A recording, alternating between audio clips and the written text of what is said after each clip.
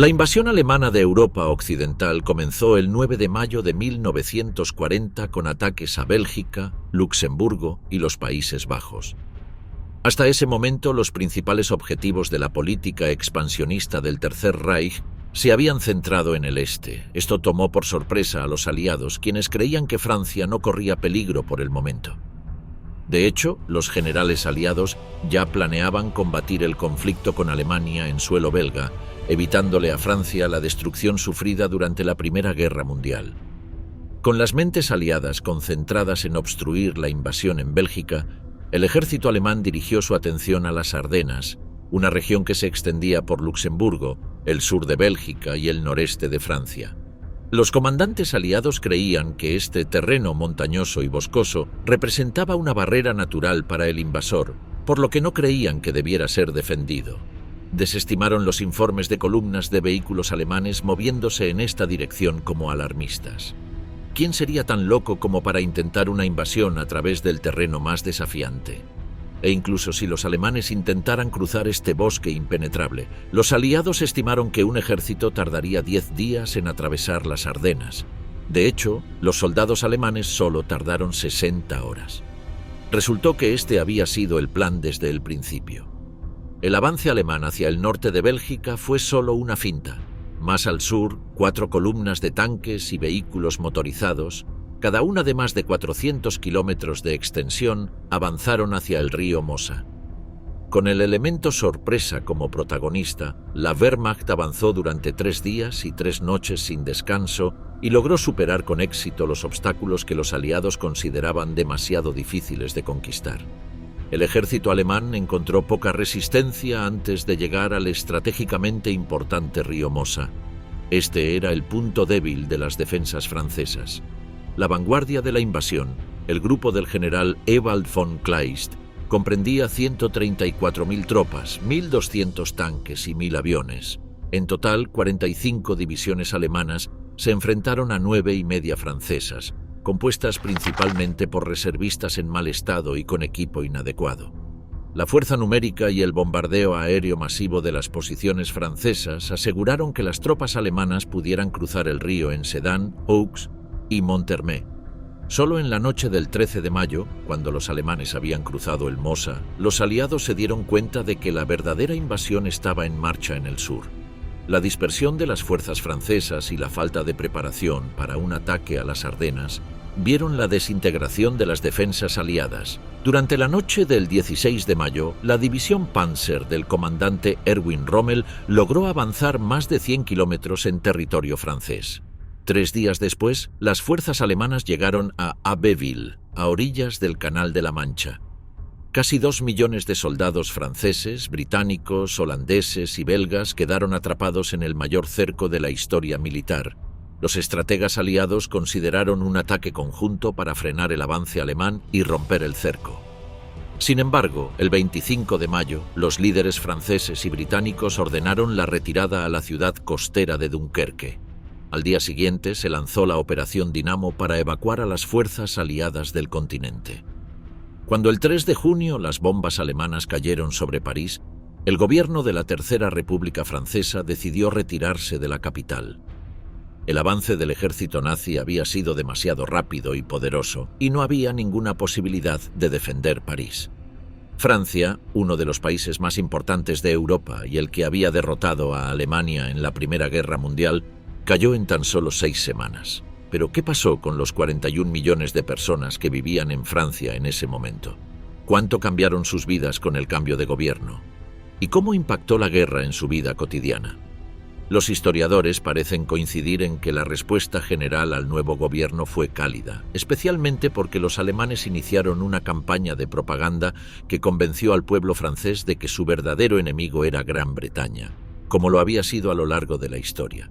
Además, el nuevo régimen se esforzó por garantizar que la libertad cultural siguiera siendo una característica de Francia y de París en particular. Miedo y hambre. Civiles en riesgo durante la invasión de Francia. La amenaza a la vida civil durante la invasión de Francia era alta. Los ataques aéreos, tanto alemanes como aliados, no distinguían entre soldados y civiles. Durante 1940, 210 bombardeos aéreos causaron la muerte de 3.543 civiles.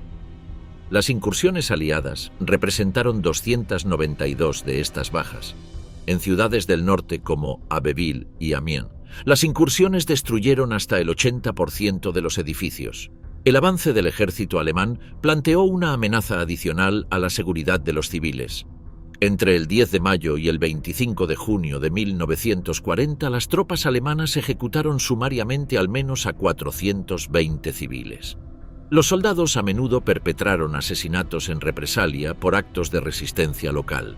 Tal fue el caso en Pont-du-Gay el 21 de mayo, cuando 23 civiles, incluyendo una anciana en silla de ruedas y un bebé de 8 meses, fueron asesinados. Los civiles franceses que ayudaron a sus propios soldados contra los atacantes fueron ejecutados. Con el colapso del esfuerzo bélico aliado, se desató rápidamente un desastre humanitario. 6,2 millones de franceses, incluyendo 2 millones de parisinos, y 1,8 millones de residentes de los Países Bajos huyeron del paso de las fuerzas invasoras. Este enorme movimiento de refugiados se conoce como el éxodo. Rumores aterradores provocaron la salida de zonas aún no afectadas por la violencia. Muchos parisinos huyeron de su ciudad porque los rumores de asaltos y asesinatos habían sembrado el pánico entre la población y la habían obligado a marcharse. Los civiles empacaron sus pertenencias lo mejor que pudieron para el largo viaje hacia el sur. Las familias más adineradas llenaron sus coches con artículos de primera necesidad y reliquias, a menudo colocando un colchón en el techo, con la esperanza de protegerse de los ataques aéreos. Las estaciones de tren presenciaron escenas de caos mientras miles de personas, incapaces de costear su propio transporte, se apiñaban en vagones abarrotados. El destino de cada uno dependía de la riqueza material. La clase alta francesa se dirigía a su refugio de verano habitual, generalmente una casa de vacaciones en el sur. Los trabajadores partieron a pie sin tener ni idea de a dónde iban y con un desconocimiento absoluto de la geografía francesa. La realidad de la vida en el camino no distinguía entre clases sociales. Como vendedores ambulantes y vagabundos, millones de personas marcharon hacia el sur. La vida en el camino era dura. Las familias se separaban. 90.000 niños perdieron el contacto con sus padres y a menudo tardaba meses en reunirlos. El hambre, la sed y la delincuencia menor propiciaron robos y saqueos, tanto de otros refugiados como de viviendas abandonadas a lo largo de la ruta. Generalmente, los lugareños recibían a los civiles con amabilidad a su llegada a pueblos y aldeas, pero no siempre era así. Los dueños de restaurantes cobraban precios altos por sus comidas, sabiendo que la comida escaseaba y que los refugiados se morían de hambre. Algunos hombres, tanto civiles como soldados, exigían favores sexuales a las mujeres a cambio de ayuda. Los refugiados no pudieron escapar de la violencia de la guerra. Los bombarderos en picado estuca alemanes cayeron sobre las largas columnas de refugiados indefensos con sus aterradoras sirenas aullando mientras bombardeaban a la multitud. Las enfermedades y las lesiones eran comunes. Los ancianos que no podían seguir el ritmo, los enfermos y heridos que no encontraban sitio en el hospital, todos los que no pudieron entrar en los refugios antiaéreos con la suficiente rapidez, fueron abandonados en el camino o abandonados en iglesias, donde carecían de las instalaciones más básicas. En total, 30.000 civiles perdieron la vida durante la batalla de Francia.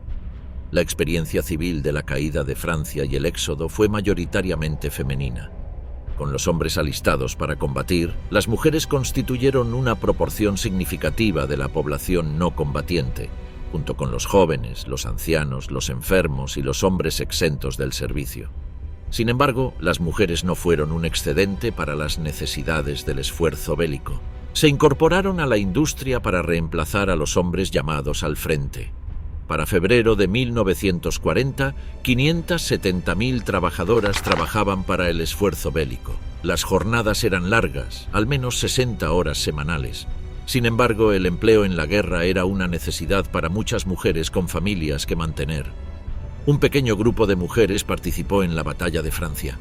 Una ley de 1938 permitió el ingreso de mujeres en las Fuerzas Armadas como enfermeras y personal sanitario en el Ejército y la Fuerza Aérea, conductoras de ambulancias y auxiliares en el brazo administrativo del ejército. Más de 6.500 mujeres sirvieron a su país de esta manera. El 17 de junio de 1940, el gobierno autorizó el reclutamiento de pilotos auxiliares para pilotar avionetas. Mientras tanto, el gobierno francés se vio obligado a reubicarse varias veces para evitar ser capturado por las fuerzas alemanas que avanzaban, y finalmente llegó a Burdeos. Fue una retirada caótica, y entre sus miembros aún se debatía si debían seguir combatiendo la invasión o iniciar conversaciones con los nazis para alcanzar un acuerdo de paz. Las comunicaciones eran deficientes y miles de refugiados civiles obstruían las carreteras. En esas condiciones caóticas, los defensores de un armisticio ganaron la partida. El gabinete aprobó una propuesta para solicitar a Alemania las condiciones de armisticio. El primer ministro Reynaud se mostró a favor de continuar la guerra, pero pronto fue derrotado por quienes abogaban por un armisticio. Sin apoyo dentro del gabinete, Reynaud dimitió y, por recomendación suya, el mariscal Philippe Pétain, de 84 años, fue nombrado nuevo primer ministro el 16 de junio de 1940. Menos de una semana después, el 22 de junio de 1940, Pétain firmó un armisticio con Alemania. Según los términos del armisticio franco-alemán del 22 de junio de 1940, la Alemania nazi anexó efectivamente las provincias de Alsacia y Lorena, que les fueron arrebatadas en la Primera Guerra Mundial. El ejército alemán también ocupó el norte de Francia metropolitana y toda la costa atlántica hasta la frontera con España. El resto de Francia, que representaba 2/5 partes del país, no fue ocupada directamente por el ejército alemán, sino que quedó bajo el control de un gobierno francés colaboracionista con sede en la ciudad de Vichy, encabezado por el mariscal Philippe Pétain. El régimen de Vichy se hizo conocido por colaborar con los nazis, aunque en principio eran independientes y el gobierno legítimo de Francia. El 9 de julio, diputados y senadores se reunieron en el casino de Vichy para votar un proyecto de ley que permitía la revisión de la Constitución. El proyecto de ley fue aprobado por 624 votos a favor y 4 en contra. Al día siguiente, los parlamentarios otorgaron a Pétain el poder de reescribir la ley constitucional por 569 votos a favor y 80 en contra, con 17 abstenciones. El mariscal no perdió tiempo en consolidar su poder. El 11 de julio se autodenominó jefe del Estado francés y primer ministro. Asumió los poderes para nombrar y destituir ministros y para emitir leyes y decretos sin la aprobación del Parlamento, que quedó suspendido indefinidamente. Así, Pétain concentró el poder exclusivamente en sus manos y su régimen funcionó como una corte real donde los ministros competían por ser admitidos en el círculo íntimo del mariscal. Sin embargo, Vichy no era una dictadura personal ni un gobierno títere de los nazis. La iniciativa legislativa provenía de un gabinete de ministros y hombres del entorno de Pétain, y no del propio mariscal. Además, el régimen gozaba de libertad para diseñar e implementar sus propias políticas. Aún así, la intervención alemana en los asuntos franceses era una amenaza persistente, y desagradar al ocupante podía tener graves consecuencias. ¿Era Philippe Pétain un Hitler francés? Pétain fue jefe del gobierno de Vichy desde el 11 de julio de 1940 hasta el 20 de agosto de 1944. Nació en 1856 y tenía 84 años cuando se convirtió en el último primer ministro de la Tercera República en junio de 1940. Pétain accedió al rango de mariscal de Francia en diciembre de 1918. Gracias a su participación en la victoria sobre el ejército alemán en la batalla de Verdún en 1916, así como a su gestión de una serie de motines en las filas de la infantería al año siguiente. En los años de entreguerras, Pétain se mantuvo al margen de la política. El mariscal gozaba de la reputación de un hombre al margen de las disputas partidistas de los políticos y era popular entre el público.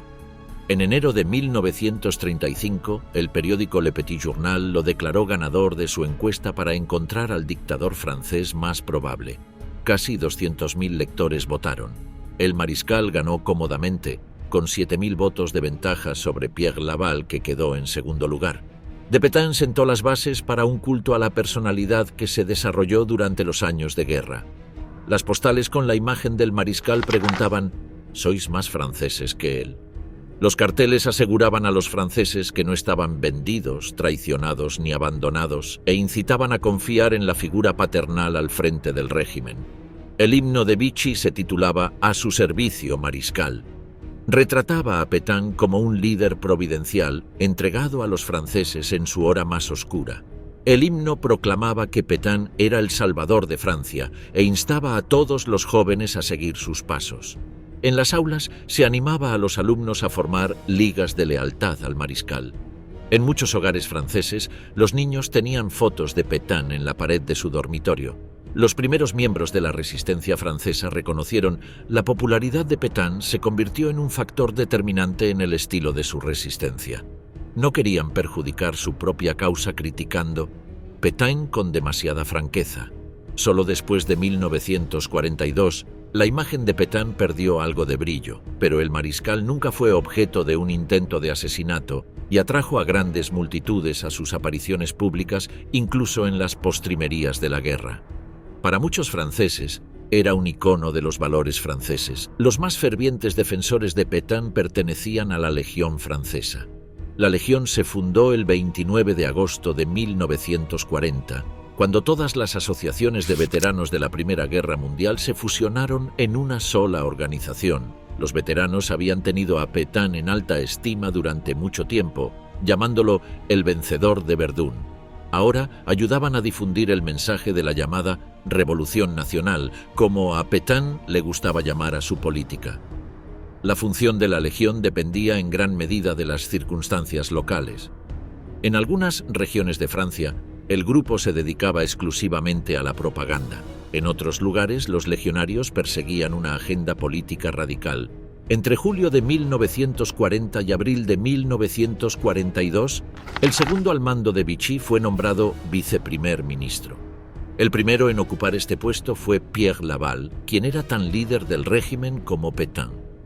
Laval era un veterano de la política de la Tercera República, habiendo sido primer ministro en 4 ocasiones durante la década de 1930. Sus maniobras políticas en los pasillos del casino de Vichy en julio de 1940 facilitaron la toma del poder de Pétain. Posteriormente, el mariscal designó a Laval como su sucesor.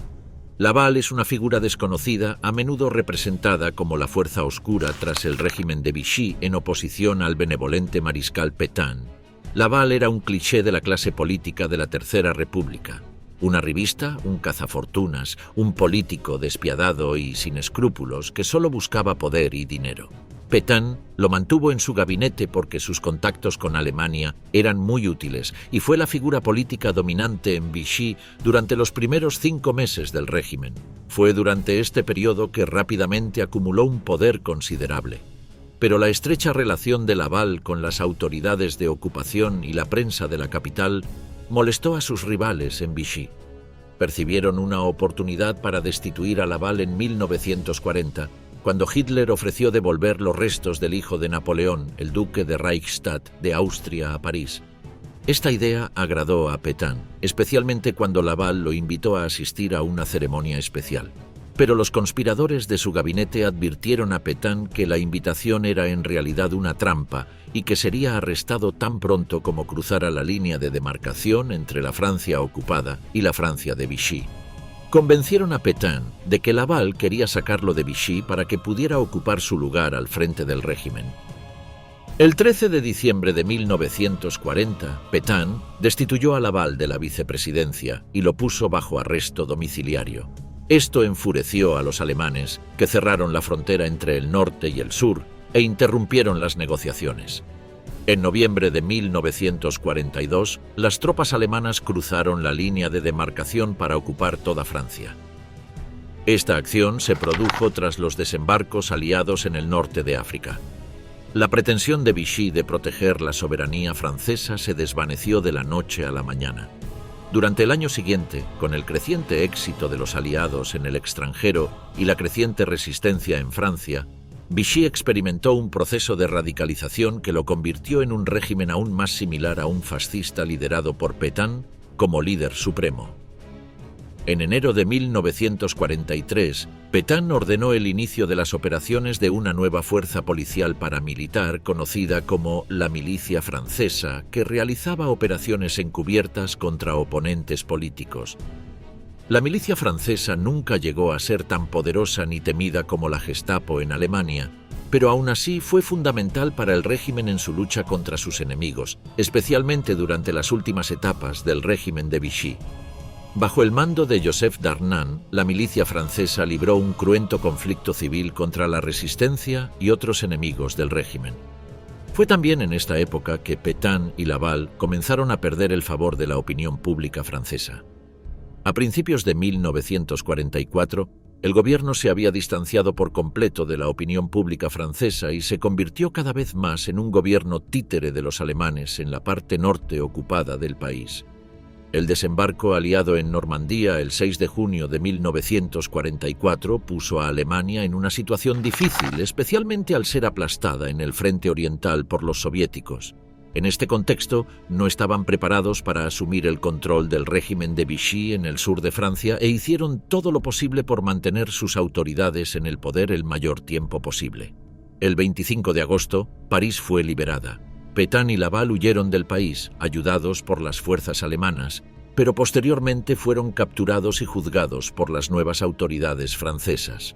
Laval fue ejecutado el 15 de octubre de 1945, mientras que Pétain fue condenado por alta traición, pero su pena de muerte fue conmutada por cadena perpetua, teniendo en cuenta su avanzada edad.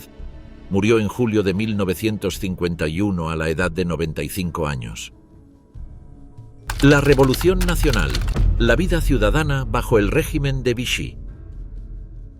La llamada Revolución Nacional fue el programa de Vichy para la transformación fundamental de la sociedad, tanto en el país como en el extranjero. Fue una idea original de Philippe Pétain, no impuesta por el ejército alemán de ocupación. De hecho, Hitler mostró poco interés en los asuntos franceses, más allá de mantener la lealtad a Vichy mediante la coerción, el chantaje y la amenaza del uso de la fuerza.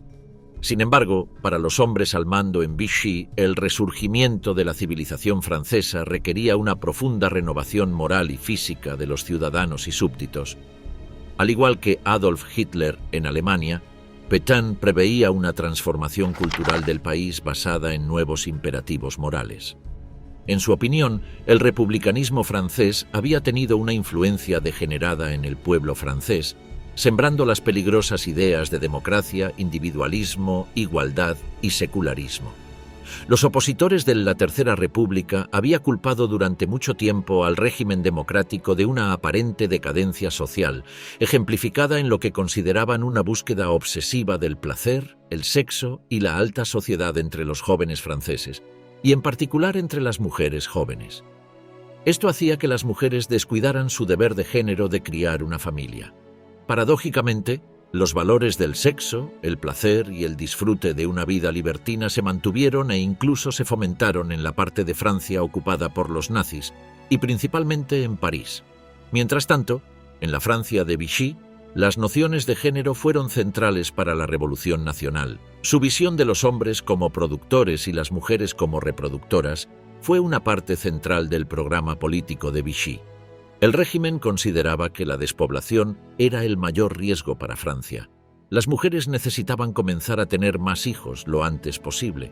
Vichy atribuyó la derrota de Francia en 1940 a un desorden moral republicano, nacido de hombres feminizados, mujeres andróginas y una tasa de natalidad decreciente. La solución del régimen fue revivir y fortalecer la familia francesa, que según Pétain era la célula esencial de la sociedad.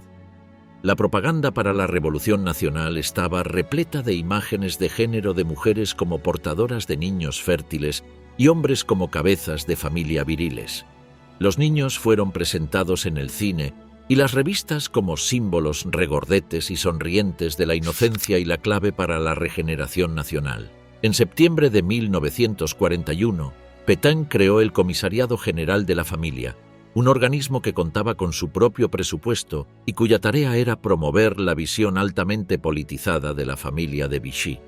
El régimen inició una campaña para que los franceses regresaran al campo y trabajaran la tierra, y construyó una visión de la Francia rural como un entorno saludable que fomentaba el trabajo duro, la probidad moral y la crianza de los hijos, lejos de las tentaciones malsanas de la ciudad. Cientos de familias abandonaron las ciudades francesas durante los años de guerra y se establecieron en el campo. La mayoría de ellas prácticamente no tenía idea de cómo iniciar o siquiera mantener una granja en funcionamiento. Mientras tanto, la comprensión de los roles de género influyó en la política alimentaria. Las madres de familias numerosas recibían tarjetas de prioridad especiales que les daban derecho a raciones adicionales y tiempos de espera más cortos. A los padres solo se les otorgaban estas tarjetas en circunstancias excepcionales. La preocupación por la regeneración moral y física de la familia no formaba parte de un programa eugenésico, como sí lo hacía en Alemania, donde el objetivo principal de alentar a las mujeres a tener más hijos era mejorar la raza alemana. En la Francia de Vichy, el objetivo era simplemente aumentar la población. El control de la vida pública y privada de las mujeres era primordial para la política de género de Vichy. El gobierno francés elogió la maternidad como una virtud sin igual. Las ceremonias públicas celebraron el Día de la Madre y el mariscal otorgó medallas a las mujeres con familias numerosas. Por el contrario, la propaganda denigró a las mujeres sin hijos. En la Francia de Vichy, la mujer sin hijos no tenía ningún rol en la sociedad. Era vista como inútil. El régimen mezcló la persuasión con la coerción. El 11 de octubre de 1940, a las mujeres casadas se les prohibió trabajar en el sector público. El 2 de abril de 1941, la legislación prohibió el divorcio dentro de los primeros 3 años de matrimonio y dificultó la separación legal. Otras medidas desalentaron el adulterio con penas especiales reservadas para las esposas de prisioneros de guerra franceses. La culminación de la campaña de Vichy contra la despoblación llegó en febrero de 1942, cuando el régimen aprobó la llamada Ley de los 300. Llamada así por ser el artículo legislativo número 300 del régimen. La Ley de los 300 sigue siendo una de las leyes antiaborto más represivas de la historia europea contemporánea, ya que tipificó el aborto como un delito contra la sociedad, el Estado y la raza. Las mujeres que interrumpieron sus embarazos fueron procesadas de la misma manera que los terroristas. Muchos franceses más recibieron fuertes multas, penas de prisión y trabajos forzados. La ley no logró reducir el número de delitos y tan solo en 1942 se produjeron hasta 1 millón de abortos ilegales. El intento de Vichy de remodelar y controlar la feminidad francesa operó en paralelo con su proyecto de virilizar a los hombres franceses. El régimen se esforzó por revivir la virilidad nacional, impregnó su propaganda de un léxico de términos masculinos, planteando los valores masculinos del honor, la disciplina, el altruismo, el coraje y la voluntad, contra los vicios republicanos feminizados de la decadencia y la debilidad moral. Los hombres aparecían en la propaganda de Vichy como padres, cabezas de familia y guerreros cívicos, exhibiendo sus rasgos masculinos como mandíbulas cuadradas, hombros anchos y torsos musculosos. Vichy no fundó ni un solo movimiento juvenil al estilo de las juventudes hitlerianas. Más bien, el régimen optó por autorizar movimientos juveniles independientes. El régimen fundó 2 movimientos juveniles para niños y jóvenes, los Compañeros de Francia y los Proyectos Juveniles. Henri d'Abernas fundó los Compañeros de Francia como una organización voluntaria para jóvenes de entre 15 y 20 años. Los miembros a tiempo completo vivían en campamentos. Sus actividades consistían en trabajos al aire libre y trabajo social, y estaban fuertemente impregnadas de la propaganda de la Revolución Nacional. Sin embargo, el énfasis de los compañeros en la camaradería, el deber y la disciplina significaba que era una organización más cercana a los Boy Scouts que a un movimiento juvenil fascista. El movimiento sufrió la competencia de grupos católicos y scouts más consolidados, y solo 29.000 jóvenes franceses se unieron durante la ocupación. La mayoría de los miembros eran a tiempo parcial. Para Vichy, los proyectos juveniles fueron un instrumento mucho más importante para formar a los ciudadanos del futuro.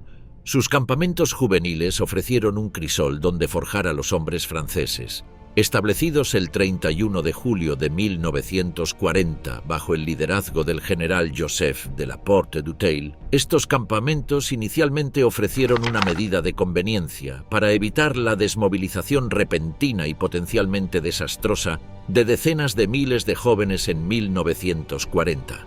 Posteriormente, los proyectos juveniles se asemejaron a una forma de servicio nacional obligatorio para todos los jóvenes mayores de 21 años.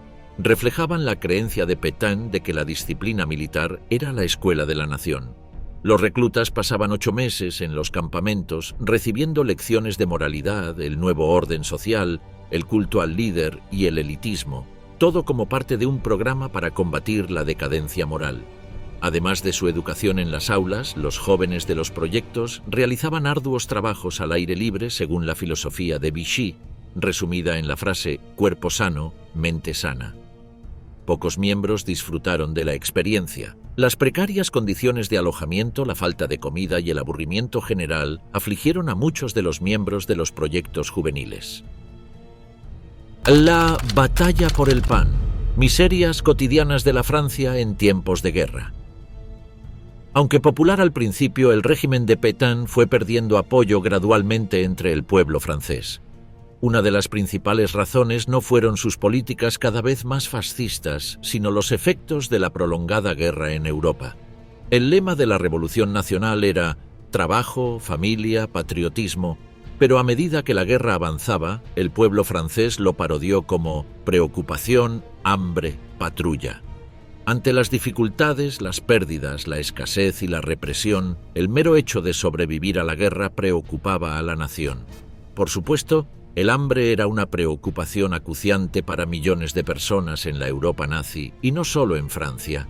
Sin embargo, en Francia, el lamentable nivel de raciones básicas impuestas por la fuerza de ocupación alemana en 1940, sumado a la mala gestión gubernamental del suministro de alimentos y una enorme caída en la producción agrícola, llevó al país al borde de la inanición. Después de la guerra, la experiencia del hambre dominó la memoria de los ciudadanos y súbditos franceses, tanto en el país como en el extranjero, y figuró en algunas de las novelas más célebres de la ocupación. El 17 de septiembre de 1940, Vichy introdujo el racionamiento de alimentos, combustible, ropa y calzado. Pétain enmarcó la medida en la retórica de sacrificio y abstención del régimen para explicar que el racionamiento era una necesidad dolorosa que garantizaría la igualdad de acceso a los suministros para ricos y pobres por igual.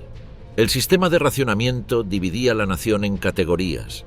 Los trabajadores manuales y agrícolas recibían más raciones que aquellos cuyos trabajos no requerían trabajo pesado. Existían disposiciones especiales para mujeres embarazadas o lactantes y familias con más de 5 hijos menores de 21 años. Vichy negó a las mujeres una ración de tabaco porque su discurso moralizante desaprobaba a las fumadoras. La mayor proporción de la población, compuesta por adultos entre 21 y 70 años, recibía las llamadas raciones de categoría A: 350 gramos de pan al día, 250 gramos de pasta al mes, 50 gramos de queso al día, 200 gramos de grasa al mes, 200 gramos de margarina al mes, 300 gramos de carne a la semana, 500 gramos de azúcar al mes y, finalmente, 50 gramos de arroz al mes. En teoría, las raciones de categoría A se calculaban para proporcionar a un adulto 1.327 calorías al día. La asignación para cada tipo de ración de alimentos, excepto el azúcar, disminuyó a medida que avanzaba la guerra. Sobrevivir se volvió muy difícil y, lógicamente, un enorme mercado negro prosperó en las principales ciudades francesas. La fisonomía de las calles comerciales francesas cambió a medida que los negocios se adaptaban al nuevo sistema. Los restaurantes servían comida a cambio de vales de racionamiento y ofrecían una selección de menú según el precio máximo de sus comidas. Los restaurantes de categoría D cobraban 18 francos por comida, mientras que los establecimientos de categoría E cobraban 75 francos. Los panaderos cerraban con frecuencia sus puertas por falta de combustible para sus hornos. Incluso cuando había pan, estaba duro. El gobierno prohibió la venta de pan fresco, creyendo que la gente consumiría menos pan si su baguette estaba dura. Las largas colas para tiendas y mercados eran cosa de todos los días. La obrera industrial parisina promedio pasaba 12 horas al día, 6 días a la semana, trabajando y haciendo cola. Un conserje alquilaba el sótano de su edificio por 2 francos la noche para aquellos franceses que quisieran estar al frente de la cola para la carnicería cercana al día siguiente. Por 7 francos la hora se podía contratar a alguien para que guardara el lugar en la fila. El Partido Comunista hizo un llamamiento a las mujeres que hacían cola para protestar como complemento a las actividades partidistas clandestinas, y la lucha por el pan adquirió un lugar central en la propaganda dirigida a esposas y madres. Las protestas por la comida a veces derivaron en enfrentamientos violentos con la policía, como la manifestación de mujeres parisinas en la Rue de Buchy el 31 de mayo de 1942, durante la cual murieron 2 policías. Vichy redobló las patrullas policiales para proteger a vendedores, proveedores y tenderos de las multitudes furiosas y hambrientas. La escasez se debió a diversos factores. En primer lugar, los gobiernos franceses anteriores a 1940 no habían planificado el racionamiento. La planificación prebélica preveía una guerra librada fuera de las fronteras de Francia, con el suministro de la nación por parte de su imperio, los británicos y los estadounidenses. En este contexto, el racionamiento, el acaparamiento de alimentos y combustible y una menor dependencia de productos importados parecían innecesarios. En segundo lugar, la producción agrícola general se redujo drásticamente después de 1940, con casi medio millón de campesinos languideciendo en campos de prisioneros de guerra alemanes. La falta de hombres para trabajar los campos y recoger la cosecha tuvo un impacto significativo en la producción. La producción de grano disminuyó en más de 2 millones de toneladas entre 1939 y 1940, mientras que la producción de patata se redujo a la mitad en 1941. La producción agrícola total cayó un 40% y, a mediados de 1944, la producción se situaba en una cuarta parte de su nivel de 1939. Finalmente, las fuerzas de ocupación alemanas se incautaron del 19% de los suministros agrícolas, el 21% de la carne y una cantidad variable de combustible. Desde principios de 1942, la escasez de alimentos en Alemania hizo que Francia y Ucrania compensaran el déficit. Las tropas alemanas contribuyeron a la escasez de bienes, vaciando las tiendas de comida, ropa y recuerdos que enviaban a sus familias, aprovechando el intercambio favorable. Tasa impuesta a Francia. Los enormes aumentos de precios agravaron la escasez, ya que el coste de la vida en Francia aumentó un 270%. Muchos franceses buscaron comida donde pudieron, ya que incluso encontrar lo mínimo para subsistir era muy difícil. La escasez de combustible provocó la desaparición de los coches de las calles, reemplazados por improvisados velo, taxis o carros tirados por bicicletas, y los llamados gazogens, coches de gasolina adaptados para funcionar con calderas de leña. El deterioro del nivel de vida amenazaba la salud de la nación. El valor calórico diario de las raciones francesas era el más bajo de Europa Occidental, y tanto en 1942 como en 1944 eran aproximadamente equivalentes a las de Polonia. La desnutrición condujo a enfermedades y muertes. La tasa de mortalidad infantil ascendió de 63 muertes por 1000 en 1939 a 109 muertes por 1000 en 1945. La Organización de Ayuda del Régimen distribuía vitaminas a escolares de hasta 15 años. La organización proporcionaba 60.000 comidas diarias en comedores sociales y cantinas de la zona sur. Apenas era suficiente. La vida sexual bajo la ocupación nazi. El 30 de octubre de 1940, Pétain anunció que Francia iniciaba la colaboración con el Tercer Reich. El mariscal aseguró a los franceses que esta política sería la mejor para asegurar un lugar importante para Francia en el nuevo orden europeo, es decir, cuando Alemania ganara la guerra.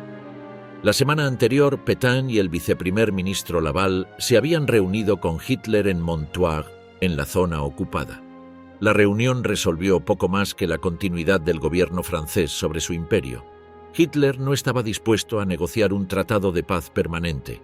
Sin embargo, la trascendencia diplomática de Montoire fue insignificante comparada con su impacto en la comprensión pública de la nueva relación franco-alemana.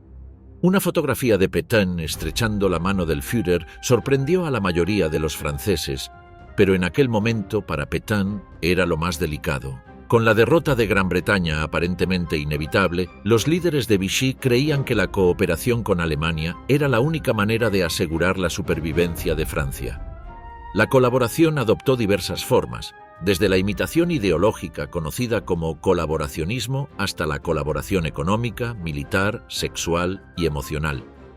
Y aunque después de la guerra la opinión pública francesa se volvió mayoritariamente contra los colaboracionistas de la guerra, en aquel momento no se consideraba necesariamente algo negativo. Los soldados alemanes en la Francia ocupada fueron a veces recibidos con entusiasmo por hombres y mujeres que deseaban, sobre todo, un cambio de gobierno. Desde el comienzo de la ocupación, Alemania hizo un llamamiento al trabajo voluntario francés.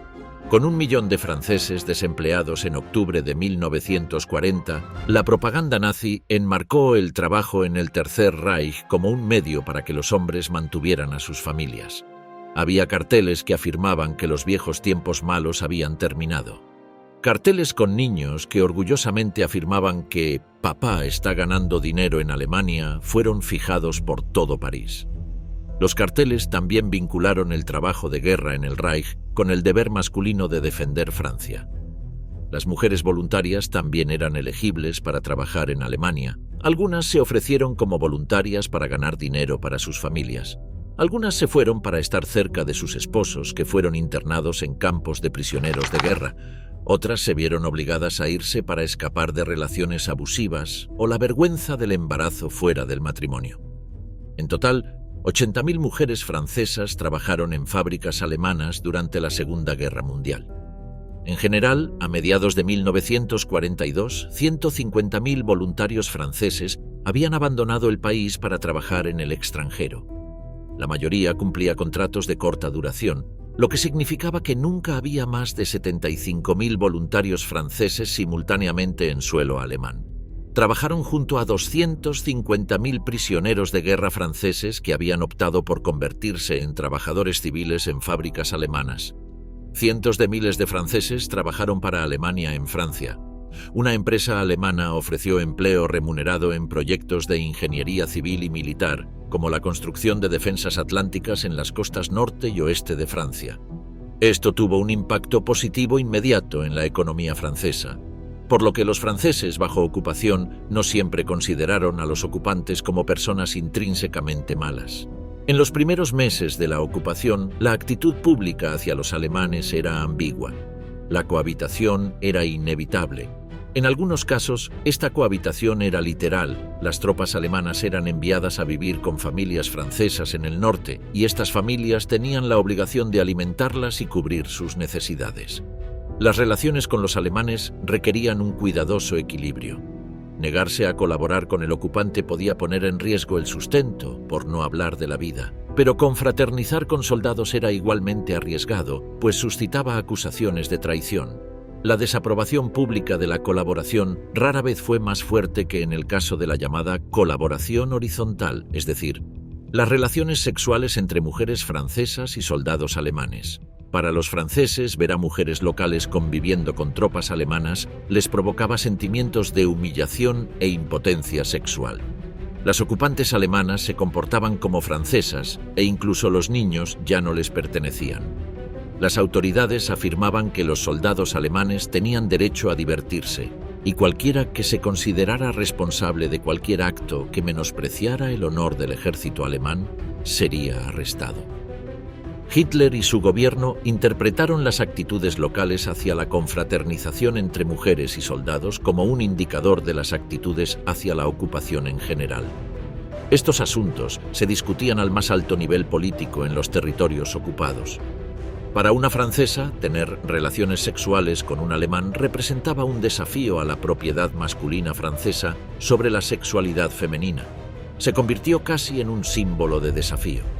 Vichy intentó frenar tales relaciones, por ejemplo, introduciendo sanciones especiales para las esposas de prisioneros de guerra que se acostaran con alemanes por amor o dinero.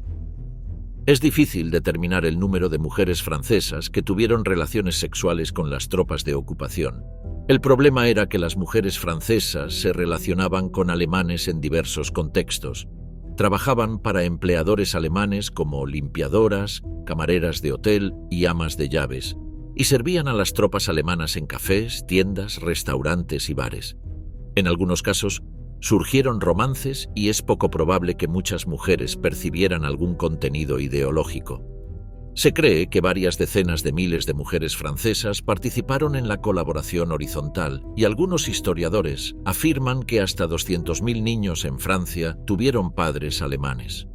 Las mujeres francesas no fueron las únicas que tuvieron hijos con las tropas de ocupación. En los Países Bajos los alemanes engendraron hasta 16.000 bebés, en Noruega hasta 12.000 y en Dinamarca aproximadamente 7.500.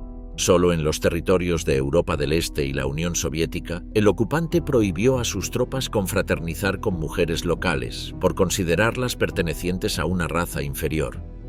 En 1944, tras la caída del régimen de Vichy, turbas furiosas atacaron a las colaboracionistas horizontales, cortándoles el pelo y haciéndolas desfilar semidesnudas por la calle, en un restablecimiento simbólico del poder masculino francés. Sin embargo, este castigo no fue exclusivo del período de la liberación. Durante agosto y septiembre de 1941, las autoridades de Vichy en el norte de África raparon la cabeza a las mujeres que mantenían relaciones estrechas con soldados alemanes. Las relaciones sexuales con soldados alemanes no amenazaban la seguridad de Francia. Sin embargo, en una época en la que se consideraba que la fidelidad de las francesas estaba íntimamente ligada a la integridad de la nación, la colaboración horizontal adquirió un poderoso significado simbólico. A pesar de su discurso moralizador sobre la vida sexual de las francesas, el gobierno francés toleraba la prostitución. Por un lado, esta tolerancia provenía del reconocimiento de que, con miles de soldados alemanes en territorio francés, el recurso a las prostitutas era inevitable. Por ello, Vichy se esforzó por supervisar y regular el trabajo sexual. El 24 de diciembre de 1940, un decreto otorgó reconocimiento oficial a los burdeles, a la vez que introdujo controles de salud sexual más frecuentes para las prostitutas que trabajaban en ellos. Vichy no consideraba a las trabajadoras sexuales como mujeres de verdad. El régimen centró su atención en las amas de casa y las madres. Consideraba que las trabajadoras sexuales no eran ninguna de las dos. Asimismo, la ciudadanía común se mostraba generalmente indiferente ante las relaciones sexuales entre soldados y prostitutas. El ocupante estaba muy preocupado por la prostitución francesa. Las autoridades militares temían la propagación de enfermedades de transmisión sexual e infecciones entre las tropas. Como resultado, los alemanes requisaron 29 burdeles en París para uso exclusivo de la Wehrmacht. Las estrictas normas dentro de estos establecimientos prohibían el empleo de mujeres judías o de color. Los soldados debían usar condones y las prostitutas se sometían a controles médicos regulares. A pesar de los esfuerzos alemanes por regular la actividad sexual de sus soldados, la prostitución no autorizada continuó y hasta 100.000 prostitutas callejeras operaban en la capital. Es dudoso que un compromiso ideológico con la colaboración motivara a estas mujeres. La miseria financiera y la atracción de los soldados que poseían moneda sobrevaluada impulsaron a las mujeres a dedicarse al trabajo sexual. La vida sexual de los hombres franceses recibió considerablemente menos atención. En Alemania, los prisioneros de guerra franceses que mantenían relaciones con mujeres locales podían ser condenados a varios años de prisión, según la legislación alemana. No estaban sujetos a sanciones legales por parte de las autoridades francesas. Los prisioneros de guerra varones que regresaban y que habían tenido relaciones con mujeres alemanas no fueron víctimas de violencia como las mujeres que tuvieron relaciones sexuales con soldados alemanes en Francia. Las relaciones homosexuales entre hombres franceses y alemanes no se entendían del mismo modo que las relaciones heterosexuales. Algunos contemporáneos afirmaban que había una preponderancia de homosexuales entre los franceses que apoyaban la colaboración. La centralidad de la virilidad en la propaganda de resistencia contribuyó a cimentar la asociación entre colaboración y feminidad. Si bien es cierto que varios escritores e intelectuales homosexuales favorecían la cooperación con Alemania, Nada sugiere que su sexualidad los predispusiera a dicha política. En cualquier caso, ni Vichy ni el público en general consideraban las relaciones homosexuales un acto de colaboración. Cultura y entretenimiento en la Francia desgarrada por la guerra. Incluso cuando los años de entreguerras habían sido increíblemente sombríos y tristes para la mayor parte de Europa, y las libertades artísticas e intelectuales se extinguían en todo el continente, París seguía brillando como un faro cultural. Pintores, escritores, músicos y bailarines acudían allí desde toda Europa y América, en algunos casos buscando libertad sexual, en otros huyendo de dictaduras, en muchos con la esperanza de inspiración y reconocimiento. La cultura se había vuelto inseparable de la propia imagen de Francia, y el resto de Europa lo reconocía. Pero con la esvástica ondeando sobre París, ¿cómo respondería la cultura francesa? En ningún ámbito el liderazgo cultural francés fue mayor que en las artes visuales. Tan solo entre la Guerra Franco-Prusiana y la Primera Guerra Mundial, movimientos artísticos nacidos en Francia como el impresionismo, el postimpresionismo, les nabis, el fauvismo y el cubismo se sucedieron en lo que llegó a ser una especie de revolución permanente. El conflicto de 1914 a 18 no alteró esta situación. Para los artistas europeos, París seguía siendo el lugar donde conocer a grandes artistas y aspirar a la grandeza. Además, contribuía a ello el hecho de que la ciudad fuera un importante mercado del arte. Esto no significaba que los artistas franceses fueran indiferentes al destino político de la nación francesa, sino que disfrutaban de mayor libertad artística en comparación con otros países de la época. Para la primavera de 1941, los parisinos se habían adaptado sorprendentemente bien a la ocupación, principalmente porque era evidente que la liberación no era inminente. Estados Unidos se resistía a entrar en la guerra. La Unión Soviética tenía un pacto de no agresión con Alemania, y Gran Bretaña seguía sin representar una amenaza para el Reich. De hecho, la propaganda alemana y de Vichy había recordado hábilmente a los franceses que Gran Bretaña era su enemigo histórico. Y, se observó, había nuevas razones para desconfiar de Gran Bretaña, ya que se percibía que Churchill había sacrificado a Francia para salvar a sus propias fuerzas en Dunkerque. La decisión de Churchill de bombardear los buques de la Armada francesa atracados en Mers, el Kébir en Argelia y el apoyo de Gran Bretaña a un fallido intento gaullista de apoderarse del Senegal gobernado por Vichy en septiembre de 1940, fueron pruebas adicionales de que no se podía confiar en los británicos. El beneficiario por defecto fue Pétain, quien en ese momento parecía para la mayoría de los franceses la única alternativa a apoyar a los alemanes o a los británicos. El problema era que el propio mariscal no podía hacer nada para cambiar la vida de los parisinos. De hecho, nunca puso un pie en París entre junio de 1940 y abril de 1944, 4 meses antes de la liberación de la ciudad. La realidad era que los alemanes estaban al mando y la mayoría de los parisinos optaron por sacarle el máximo provecho. Y esto significaba buscar distracciones donde pudieran. La década de 1930 generó una extraordinaria variedad de salas de música, cabarets, clubes nocturnos y burdeles, y casi todos reabrieron para la Navidad de 1940. En muchas de ellas, sobre todo en las salas de música, los parisinos también podían divertirse sin tener que llevar uniformes alemanes. La razón era simple: los monologuistas y los chansonniers interpretaban sus números en francés, a menudo salpicados de jerga, que pocos soldados alemanes podían entender. Todos los textos y letras teatrales debían ser aprobados por la oficina de propaganda, pero los funcionarios alemanes eran sorprendentemente flexibles cuando Alemania no intervenía. En la práctica, gran parte del material cómico escrito para el teatro simplemente satirizaba la vida cotidiana de los parisinos mientras hacían malabarismos con las cartillas de racionamiento y el mercado negro, montaban en bicicleta después de años al volante o intentaban que la ropa vieja pareciera presentable. Por estas razones, la mayoría de los parisinos de clase media se sentían como en casa en las salas de música. Conocían muchas de las canciones, conocían algunos chistes, podían salir por la noche y olvidar sus problemas. Para los soldados alemanes, los cabarets tenían parte del mismo interés. Para muchos soldados alemanes, ver bailarinas semidesnudas era la mejor razón para salir por la noche. Y hacerlo en París era una de las recompensas tácitas para los soldados a quienes se les permitía pasar unos días en la más hermosa de las ciudades ocupadas. Para obtener consejos sobre dónde ir, los soldados podían recurrir al periódico en alemán Pariser Zeitung, que señaló que el cabaret Tabarín ofrecía el espectáculo más erótico, y al final de la noche muchos soldados terminaban en un burdel.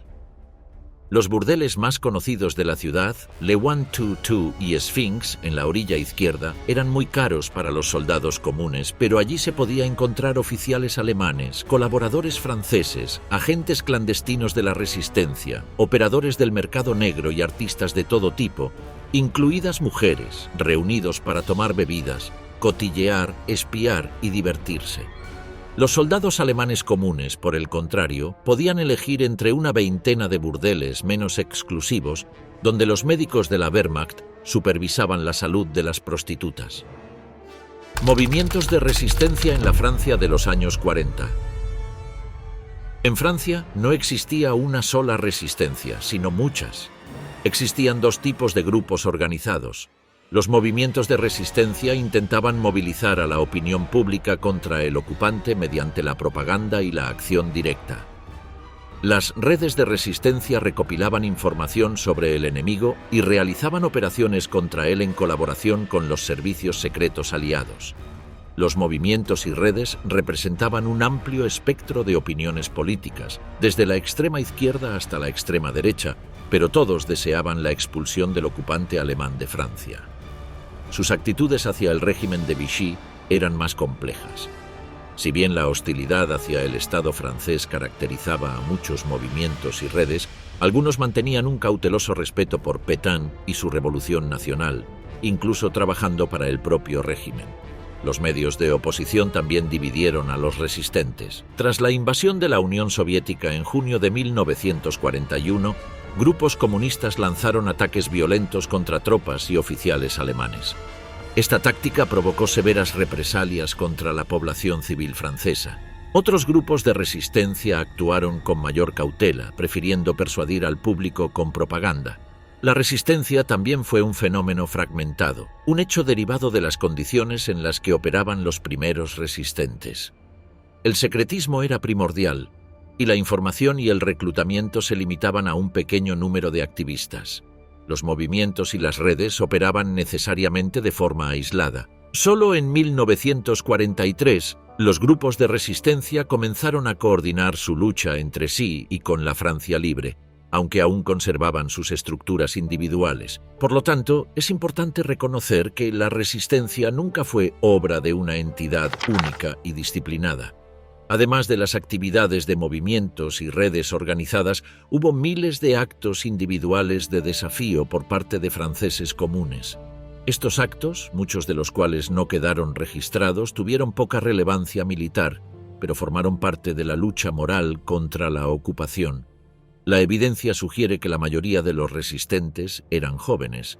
En el norte, el 62% de los miembros de la llamada defensa francesa tenían 30 años o menos. La resistencia fue, en general, un fenómeno interclasista. Una parte importante de los resistentes provenía de familias de clase trabajadora o media, pero también había otros sectores sociales presentes. La resistencia comunista movilizó redes consolidadas de apoyo, muchos de los cuales tenían experiencia en la oposición y la desobediencia de la clase trabajadora durante el período de entreguerras. Los miembros de la pequeña burguesía, como tenderos, pequeños fabricantes, asalariados, artesanos, comerciantes y funcionarios, también estaban sobrerepresentados en las formaciones de resistencia.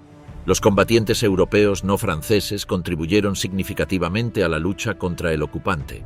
De hecho, hubo una presencia masiva de extranjeros en la resistencia, principalmente debido a que muchos inmigrantes habían huido a Francia para escapar del fascismo y el nazismo durante las décadas de 1920 y 1930.